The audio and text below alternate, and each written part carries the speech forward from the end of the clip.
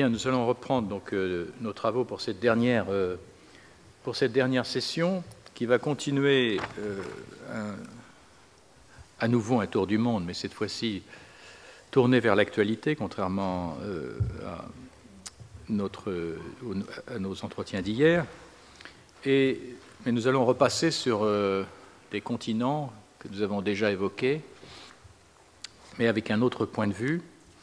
Et dans l'organisation de la répartition des sujets pour cet après-midi, j'ai eu une difficulté qui est très usuelle.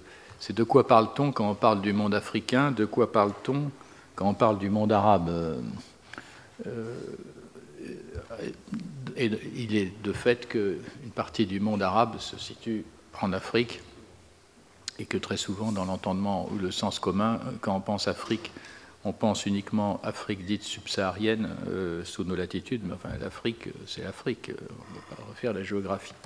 Donc il y a une possibilité de, non pas de répétition, mais de recoupement de terrain entre les exposés du professeur Mahmoud Mohamed Salah qui va intervenir et celui de M.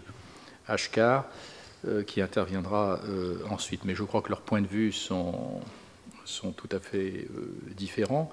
Monsieur Salah est très connu pour ses travaux, notamment ses travaux de droit économique. Il vient de publier un livre récemment, il y a quelques mois, je crois, après avoir écrit un livre sur l'ordre juridique mondialisé, le second, le titre exact, je ne voudrais pas...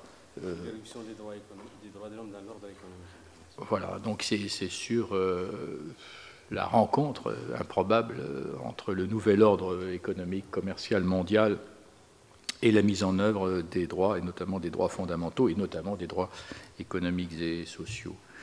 Et M.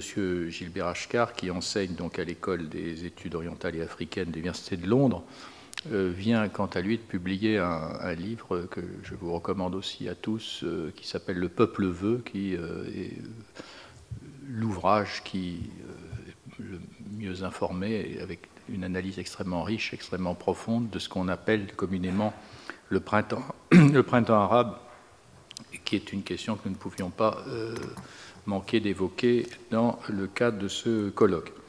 Donc, alors ensuite, je passerai la parole à Roberto Fregal, mais je reprendrai mon souffle pour le présenter. Donc, on va commencer par l'intervention de M. Salah.